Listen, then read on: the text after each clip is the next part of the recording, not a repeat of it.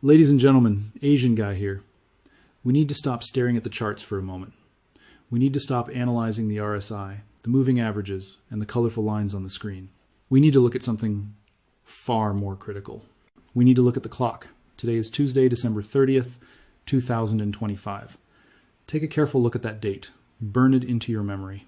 Because we are standing exactly 48 hours away from the most significant structural transformation in the history of the global silver market. We are 48 hours away from the moment the ball drops. Not in Times Square, but in Beijing. We are 48 hours away from the January 1st China export ban. But if you think the market is waiting for January 1st to panic, you are dangerously mistaken. If you think the banks are going to wait for the official press release to start running for the exits, you do not understand how this game is played. The panic has already begun. It is happening right now beneath the surface, in the dark pools, in the vault corridors, where retail investors cannot see. What we witnessed this morning in the span of less than 60 minutes was not a series of random market fluctuations. It was not normal volatility. It was not end-of-year profit-taking. It was a coordinated, systemic seizure. It was a glitch in the matrix that proves beyond a shadow of a doubt that the Western financial system is running out of time while the Eastern physical market is running out of metal. We are watching two massive tectonic plates collide in real time at exactly 8:15 a.m. Eastern Standard Time. While most of you are making coffee and watching the pre-market futures, the Federal Reserve quietly executed an emergency liquidity injection. They didn't hold a press conference. They didn't tweet about it. They just opened the valve and flooded the banking system with cash. And at the exact same moment, down to the minute, half a world away, the Shanghai Gold Exchange witnessed one of the largest physical withdrawal events on record. You have the United States printing money to save the paper market, you have China draining the vaults to secure the physical market, and you have these two events happening simultaneously on the very same morning, just 2 days before the supply chain locks down forever. Do you believe in coincidences? Do you believe that it is just a fluke that the US banking system needed a sudden infusion of $3 billion at the exact same moment the Chinese industrial complex decided to remove 41 tons of physical silver from the exchange? In the financial world, there are no coincidences. There's only leverage and the breaking of leverage. There's only action and reaction. And today, we heard the sound of the main beam cracking. We are watching a tale of two markets reach its absolute breaking point. We are watching the divorce of the paper price from the physical reality. The papers are being served today. On one side, you have the paper system in New York, the COMEX, the world of derivatives, of high-frequency trading, of promises to pay. This system is so stressed, so fragile, and so over-leveraged that it required a $3 billion emergency patch job before the market even opened today, just to keep the gears from grinding to a halt. Think about that. $3 billion. That is not small change. That is emergency room triage. On the other side, you have the physical system in Shanghai, the SGE, the world of factories, of solar panels, of strategic reserves. This system is entering a state of total vacuum. They are not just buying silver to trade it. They are evacuating it. They are taking delivery. They are loading it onto trucks and driving it into private stockpiles where it will never see the light of day again. They are treating silver like a strategic asset that is about to vanish from the face of the earth. This is the definition of a squeeze. But a squeeze isn't just a price going up on a chart. A squeeze is when the paper price and the physical reality collide violently. A squeeze is when the people holding the paper realize there isn't enough metal to go around, and the people holding the metal refuse to sell it back. And that collision started this morning at 8:15 a.m. If you are holding silver right now, I am begging you, do not let go. Do not let the volatility shake you out. Do not let the sudden drops scare you. Do not let the media narrative about volatility fool you, because what I am about to explain to you, the specific data points regarding the Federal Reserve's panic and China's hoarding, will show you that the suppression game is over. They aren't smashing the price because they are strong. They aren't manipulating the market because they are in control. They are smashing the price because they are terrified. They are manipulating the market because they have lost control. The system is blinking red, the alarms are sounding in the repo markets, the vaults are emptying in Asia, and in the next few minutes, I'm going to walk you through exactly what happened this morning. I'm going to connect the dots between a $3 billion injection in New York and a 41-ton withdrawal in Shanghai. I'm going to show you why these two events are not separate. They are the same event viewed from two different sides of the war. The West is fighting with liquidity, the East is fighting with gravity, and gravity always wins. we need to talk about the emergency nature of this morning. Usually, when the Federal Reserve intervenes in the market, they do it with a schedule. They announce repo operations, they have a calendar, the market expects it. Today was different. Today the liquidity appeared unscheduled, it appeared off cycle. This is the equivalent of a doctor rushing into a patient's room with a defibrillator when the patient was supposed to be stable. It tells us that somewhere in the plumbing of the banking system, a pipe burst. It tells us that a major bank or a major hedge fund or a major clearinghouse woke up this morning and found themselves short of cash. Why were they short of cash? Because the price of silver and the volatility associated with it is blowing up their risk models. And while that bank was gasping for air in New York, demanding $3 billion to stay afloat, what was happening in Shanghai? 41 tons. Let me repeat that number so you can feel the weight of it. 41 tons of silver. That is 1,318,186 troy ounces removed from the Shanghai Gold Exchange vaults in a single morning. This wasn't trading volume. This wasn't contracts flipping back and forth. This was loadout. This was metal leaving the system. This was a Chinese entity, likely a state-backed battery manufacturer or a strategic reserve fund, looking at the calendar, seeing January 1st approaching and deciding to sweep the floor. They didn't leave a single crumb. They took 41 tons of physical inventory out of the public market and moved it into the dark. Why today? Why December 30th? Because they know what happens in 48 hours. They know that the export ban is real. They know that the window to secure metal is closing. They are essentially looting the store before the hurricane hits. And here is the most damning part. Here is the smoking gun. These two events happened at the same time. The West needed paper money to cover its bad bets. The East took physical metal to secure its future. It is the perfect metaphor for the collapse of the fiat currency system. One side prints digits, the other side takes atoms, and the exchange rate between digits and atoms is about to explode. You have to understand the level of fear required to withdraw 41 tons of silver in one day. You don't do that if you think prices are going lower. You don't do that if you think the market is well supplied. You do that when you think there will be zero metal available tomorrow. You do that when you are in a panic to hoard. And you have to understand the level of fear required for the Fed to inject $3 billion on a Tuesday morning. You don't do that if the banks are healthy. You don't do that if the system is robust. You do that when a counterparty is about to default. You do that when the repo rate spikes and threatens to freeze the entire credit market. So we are standing at the intersection of a banking crisis and a supply crisis, and they are feeding off each other. The banking crisis is caused by the volatility in the metals, and the supply crisis is caused by the distrust in the banks. It is a death spiral for the paper shorts, and the clock is ticking. Tick-tock, 48 hours. Every hour that passes brings us closer to the moment China locks the gates. Every hour that passes makes that physical silver in the vault more valuable. Every hour that passes makes those paper contracts in New York more toxic. This is why I'm calling this an emergency alert. This is not business as usual. The data we are seeing today is the data of a system in the final stages of a fracture.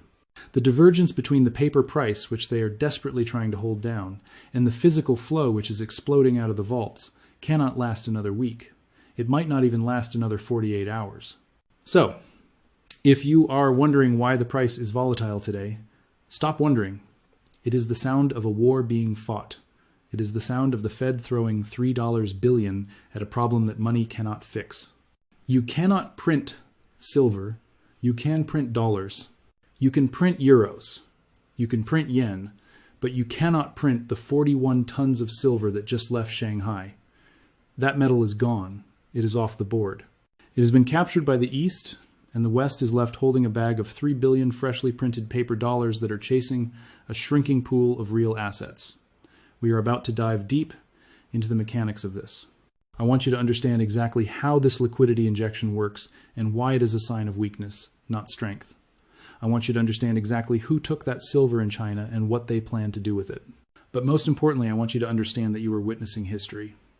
December 30th, 2025, the day the illusion broke, the day the paper market needed a defibrillator, and the physical market walked out the door.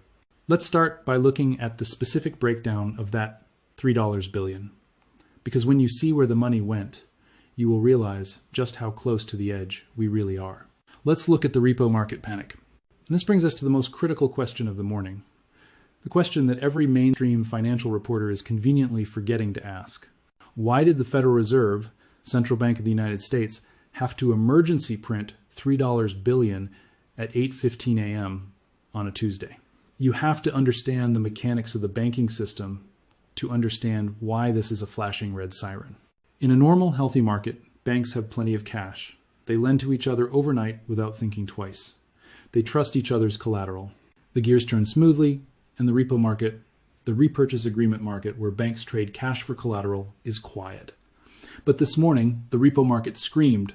At exactly 8:15 a.m., the demand for overnight liquidity spiked. A major entity, we don't know who yet, but we know they are big, went to the window and effectively said, I need $3 billion right now or I cannot open for business.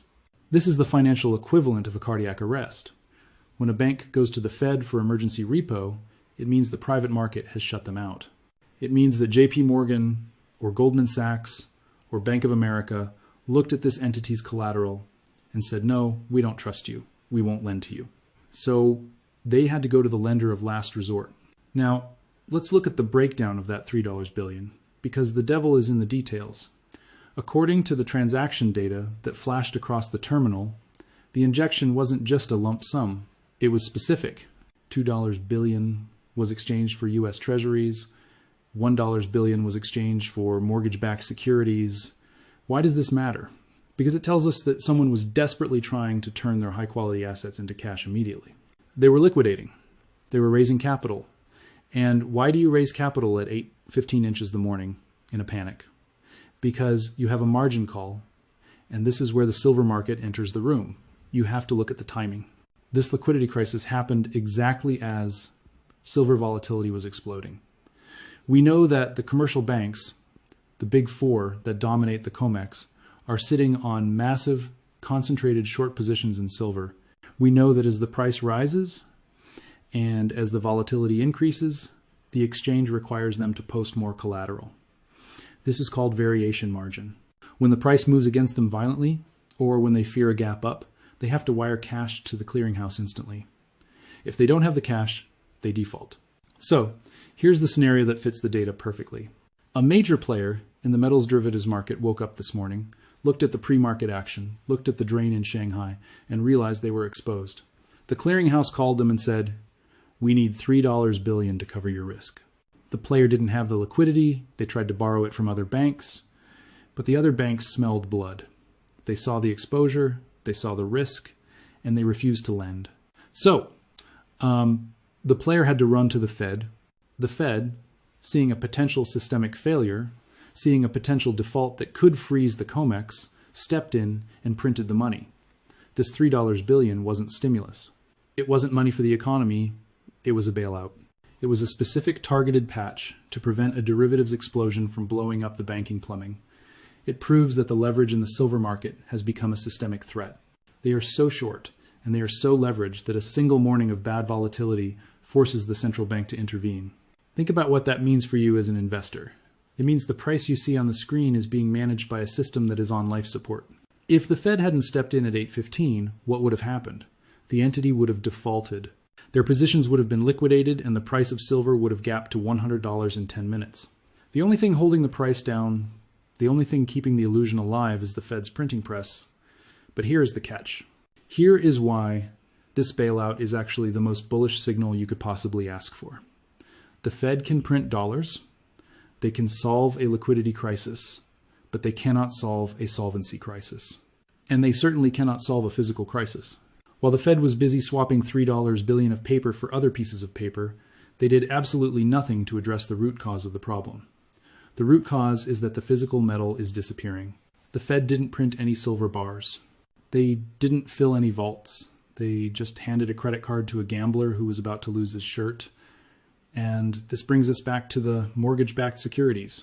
That $1 billion in MBS collateral is fascinating. Why? Because MBS are level 2 or level 3 assets. They are harder to sell. They are less liquid. The fact that the Fed accepted $1 billion of this slower collateral tells you that the distress was acute. The entity was scraping the bottom of the barrel. They were pledging whatever they had left to get the cash. It smells of desperation. It smells of a fund or a bank desk that is dangerously close to the edge. And do you know who smells that desperation better than anyone? The Chinese. Do you think the traders in Shanghai didn't see that repo spike? Do you think the strategic planners in Beijing didn't notice the stress in the US banking system? Of course they did. And their reaction was immediate. Their reaction was brutal. They didn't offer to help. They didn't offer swap lines. They went for the jugular.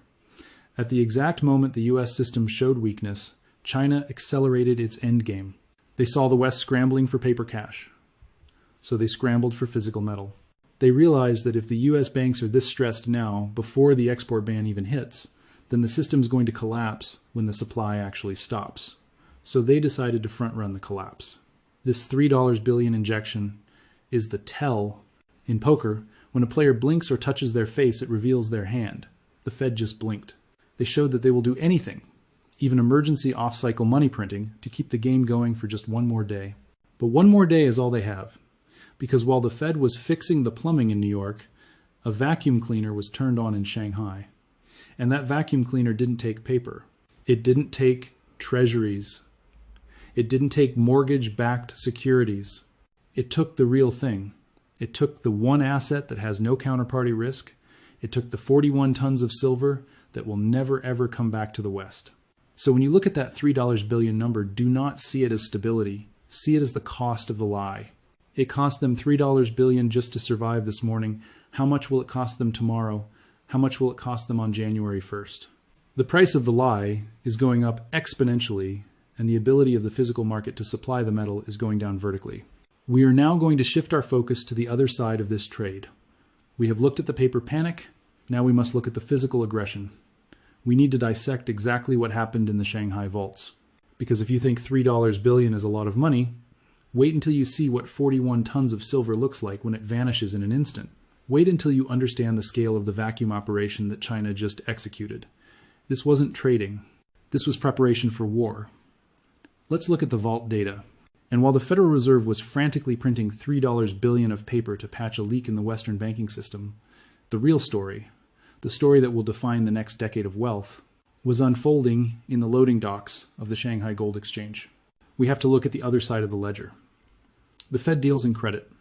China deals in metal.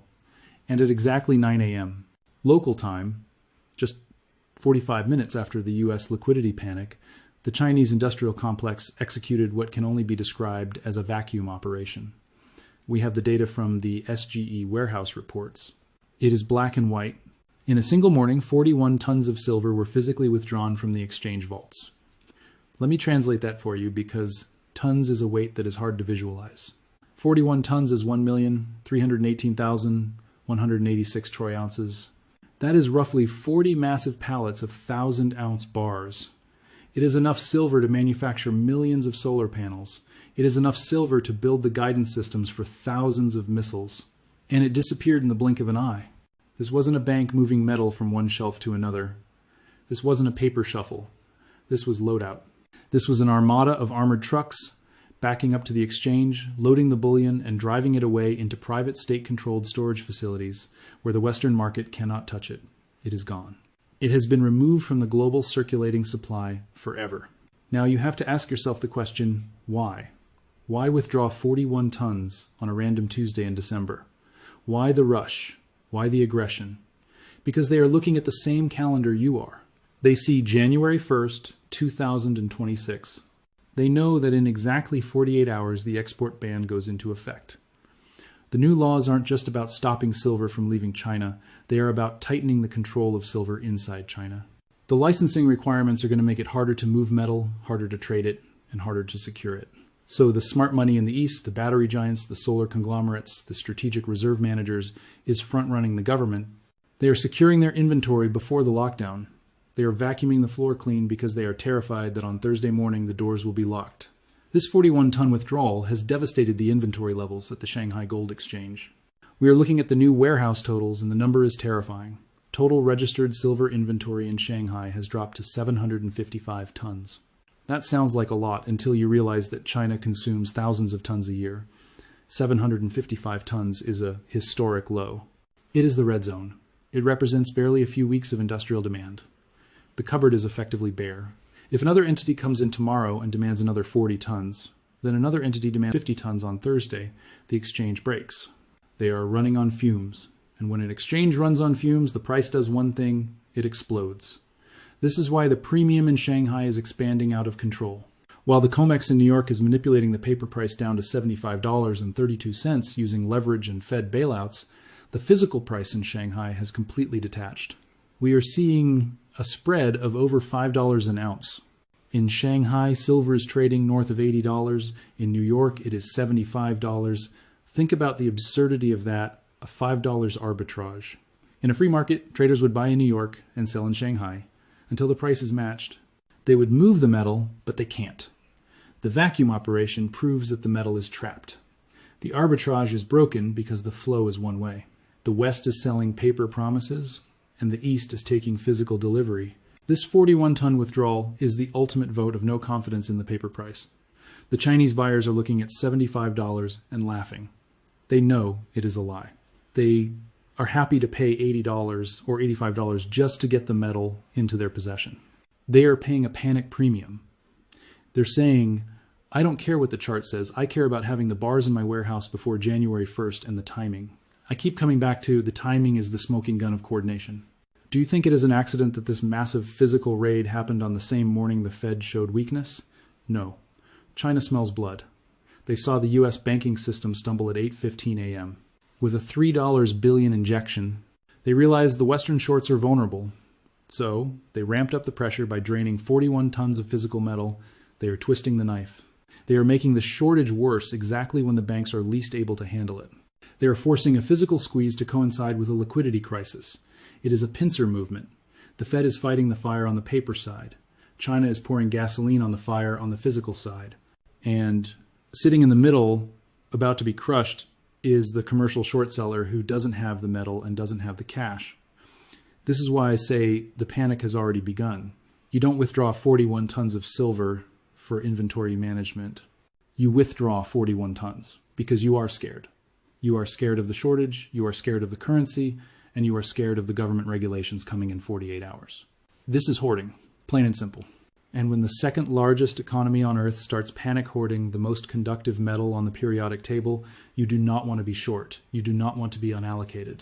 This inventory drop to 755 tons is the signal that the buffer is gone. There is no safety net left in Shanghai. The next big order could clear out the remaining stock.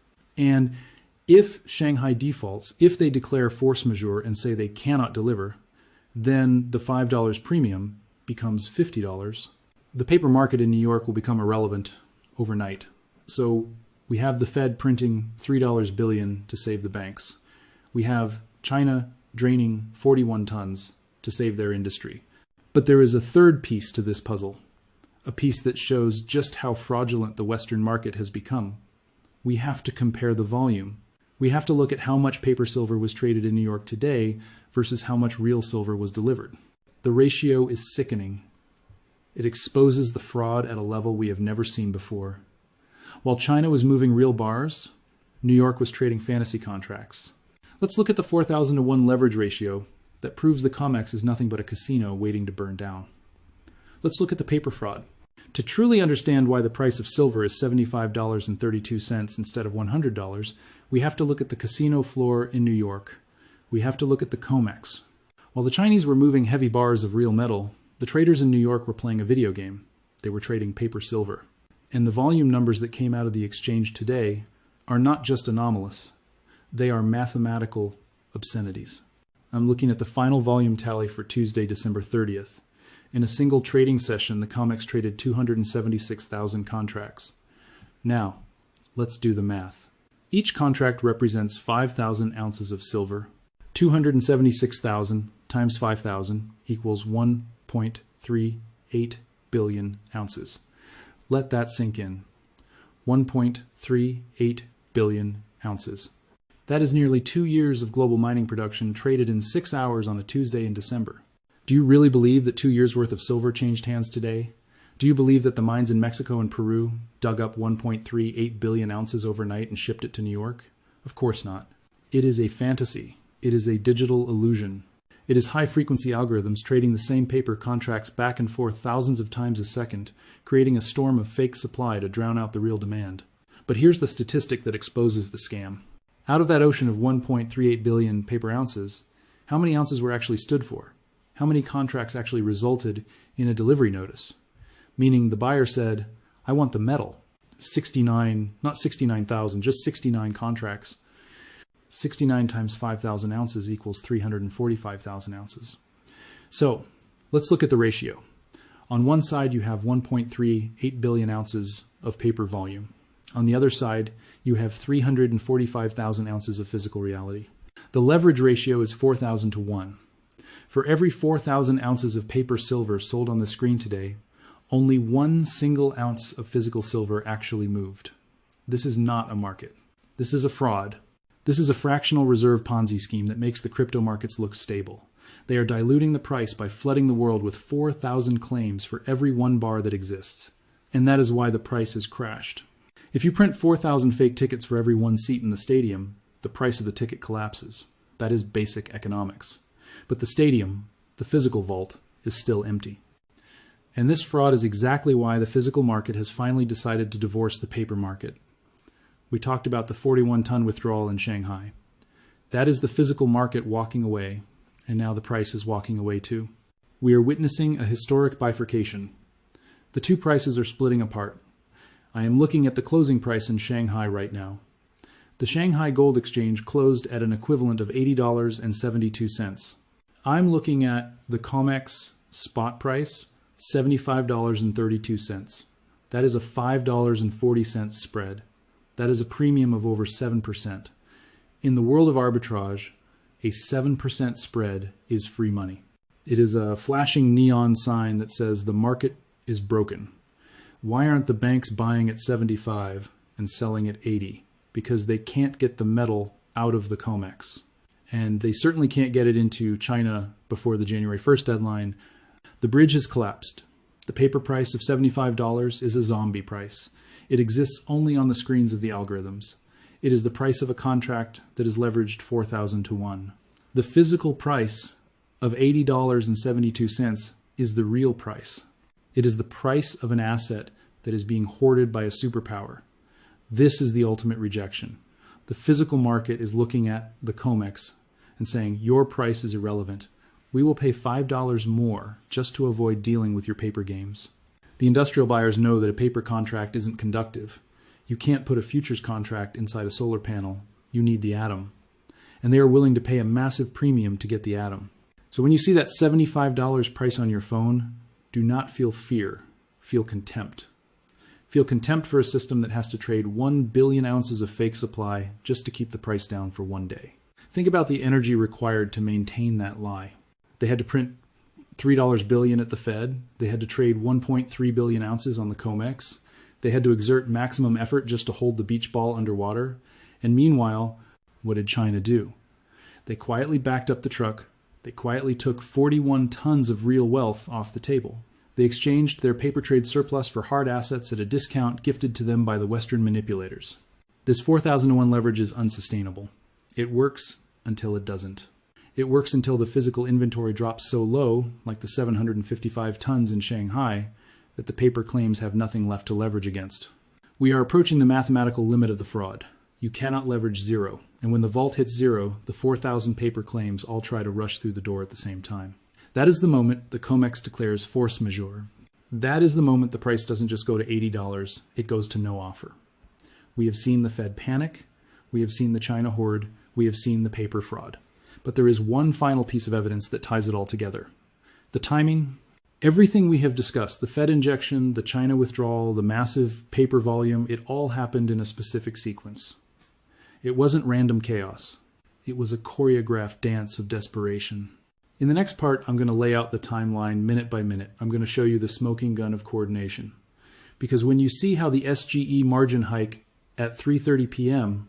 aligns with the morning's liquidity crisis, you will realize that this is a global war for resources. And we are in the final battle. Let's look at the coordination. And this brings us to the smoking gun. We have seen the individual pieces of the puzzle. We have seen the Fed printing press in overdrive. We have seen the Chinese vacuum cleaner sucking up 41 tons. We have seen the obscene paper leverage on the COMEX. But to see the full picture, to understand why this is a war and not just a market correction, you have to look at the timeline. You have to lay these events out on a clock. When you see the sequence, you'll realize that this wasn't a series of accidents. It was a choreographed battle between two financial superpowers fighting for the last remaining scraps of silver. This is what a systemic seizure looks like in real time. Let's reconstruct the crime scene minute by minute. 8:15 a.m. Eastern Standard Time. New York is waking up, the coffee is brewing, the pre-market futures are volatile, and suddenly the Federal Reserve hits the panic button. They inject $3 billion of emergency liquidity into the repo market. Why 8:15? Why then? Because that is exactly when the European markets are closing and the US books are opening. It is the moment of settlement. It is the moment where the banks have to show their cards. And one bank didn't have the cards. They were short silver. The price was too resilient, and they were facing a margin call they couldn't pay. The Fed stepped in to prevent a default that would have frozen the COMEX before the opening bell. 9 a.m. 45 minutes later, the news hits the wire, or rather the data hits the internal terminals that the Shanghai Gold Exchange has just processed a physical withdrawal of 41 tons. Think about that timing. The ink was barely dry on the Fed's $3 billion money printing operation when China pulled the plug on the physical supply. It is almost as if they were waiting for it. It is almost as if Beijing said, "Oh, you are printing paper to bail out your shorts. Fine, we will take the metal that you are trying to suppress." They used the Fed's liquidity injection as the signal to execute their vacuum operation. They know that the Fed is weak. They know the Western banks are cornered, so they escalated the physical pressure within the same hour, 3:30 p.m. Fast forward to the end of the trading day. The war has been raging for 6 hours. 1.3 billion paper ounces have been thrown at the market to keep the price at $75. And then the final blow lands. The Shanghai Gold Exchange issues an emergency notice. They are hiking the margin requirements on silver contracts effective immediately. Now, the mainstream media will tell you this is to curb speculation. They will say, China is trying to cool down the market. Do not believe them. You hike margins for one reason only, to kill the leverage. China knows that the Western banks use arbitrage to manipulate the Shanghai price. By hiking the margin, they are making it more expensive for the Western paper shorts to play games in the Chinese market. They are effectively locking the door. They are saying, if you want to trade here, you need real capital. No more leverage, no more games. This forces the paper players out, leaving only the physical buyers who have the cash to pay in full. Do you see the sequence? Step 1, the West runs out of money. Fed bailout. Step 2, the East takes the metal 41-ton withdrawal. Step 3, the East locks the door margin hike. This is a siege. It is a coordinated strangulation of the paper-silver market. China is systematically removing the two things the COMEX needs to survive: physical inventory and arbitrage ability. They took the inventory at 9 a.m., they killed the arbitrage at 3:30 p.m. And the Fed was left holding the bag at 8:15 a.m., printing $3 billion just to keep the lights on for one more day. This level of coordination doesn't happen by accident. You don't get a liquidity crisis, a massive vault drain, and a margin rule change on the same Tuesday unless the system is breaking. These are the actions of desperate entities. The Fed is desperate to stop a collapse. China is desperate to secure resources, and the exchanges are desperate to prevent a default. And looming over all of this chaos is the date, January 1st, Thursday. Everything we are watching today, the panic, the printing, the hoarding, is happening because everyone knows that in 48 hours the game changes forever. The export ban is the deadline. It is the cliff edge. The Fed is trying to patch the parachute. China is grabbing the last life vest. And you sitting there with your silver, watching the giants fight over the very asset you owned, this confirms the thesis we have held for years. The price of silver has been suppressed by paper derivatives, but paper derivatives require a functioning banking system and ample physical supply to work. Today we saw the banking system crack. Today we saw the physical supply vanish. The mechanism of suppression is failing right before our eyes. And if they needed $3 billion to survive a Tuesday in December, what are they going to need on Thursday in January? What are they going to need when the Shanghai market opens with zero exports allowed? They won't need $3 billion. They will need $30 billion. And eventually, even the printer won't be enough because you can't print conductivity. We are approaching the moment of implosion. The tension in the rubber band is too high. The divergence between the $75 paper price and the $80 physical reality is tearing the market apart. Something has to give. And based on the actions of the Chinese today, they are betting that the thing that gives will be the COMEX. In the final part of this emergency alert, I'm going to give you the warning that you need to hear right now. We have 48 hours left. The window is closing, the paper game is ending, and the physical era is beginning. I'm going to tell you exactly what to expect in the next 2 days as we count down to the export ban. The system is breaking, and you need to be ready. Let's look at the final countdown. On Thursday morning, January 1st, 2026, the rules of the game changed forever. The China export ban goes live. The vacuum operation we witnessed today was just the rehearsal. It was the final sweeping of the floor before the doors are locked and bolted. The system is blinking red. You don't need to be a technical analyst to see it. You just need to be awake. When the central bank has to print emergency billions on a Tuesday just to prevent a repo freeze, the system is breaking. When the premium for physical metal in Shanghai hits $5 over the paper price in New York, the system is breaking. When the leverage ratio hits 4,000 to 1, the system is breaking. We are entering the phase of implosion. You have to understand what happens when a market bifurcates like this. It doesn't heal slowly, it snaps. The divergence between the paper price of $75 and the physical reality of $80 cannot exist for another week. The pressure is too great, the arbitrage is too profitable. The only reason it hasn't snapped yet is because the Western banks are using every ounce of their remaining liquidity to hold the beach ball underwater for 2 more days. They are trying to survive until the end of the year. They are trying to get their books to close on December 31st without a default. But once the calendar flips to January 1st, their mandate ends, the books are closed, and the new reality begins. And that new reality is a world where the largest supplier of silver on the planet has turned off the tap. So what should you expect in the next 48 hours? Expect violence. Do not think that the volatility is over. The banks are cornered animals right now. They know they are short. They know the metal is gone. They might try one last desperate smash to trigger stop losses. They might try to use paper leverage to drive the price down to $72 to scare you out of your position. They want your physical metal because they don't have any. They want you to panic sell so they can cover their 4,000 to 1 leverage, but you must not blink. You must look at the data, not the price. The data says that 41 tons left the vault today. The data says the Fed is terrified. The data says the inventory in Shanghai is at a historic low of 755 tons. That is the truth. The price on the screen is the lie. We are witnessing the death of the paper game. For 40 years, they have controlled the price of silver by trading paper contracts that they never intended to deliver. They suppressed the price to protect the dollar. But that game requires physical metal to back it up. You need a little bit of truth to sell a big lie. Today, the truth ran out. China took the last of the truth, and now all that is left is the lie. And when the market truly realizes that the paper contract is worthless because the vault is empty, the rush for the exits will be biblical. It won't be a slow rise to $100. It will be a no-offer market. You will call your dealer to buy silver, and they will say, "Sorry, we have none. You'll see." You will try to buy SLV, and it will trade at a massive discount to the physical price because nobody trusts the vault. The price will go vertical because there is no seller left at $75. There's no seller at $80. The only sellers are in Shanghai, and they are not selling. They are hoarding. So this is your call to action. If you have unallocated silver in a bank account, get it out. If you don't hold it, you don't own it. Today's repo panic proves that counterparty risk is real. If a bank can fail at 8:15 a.m., your unallocated account can freeze at 8:16 a.m. If you are thinking about buying, the window is closing, the premiums are already rising, the inventory is thinning. And if you are holding, stand fast. You are the smart money. You bought the insurance before the house caught fire. You are holding the asset that the Federal Reserve cannot print and that China cannot live without. The next 48 hours will determine the winners and losers of the next decade. The losers will be the ones holding paper promises from bankrupt institutions. The winners will be the ones holding 41 tons of physical reality.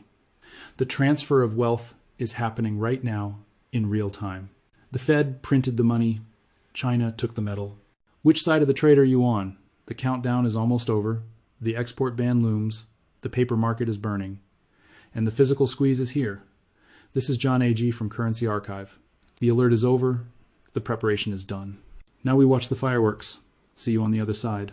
Like, subscribe, and share.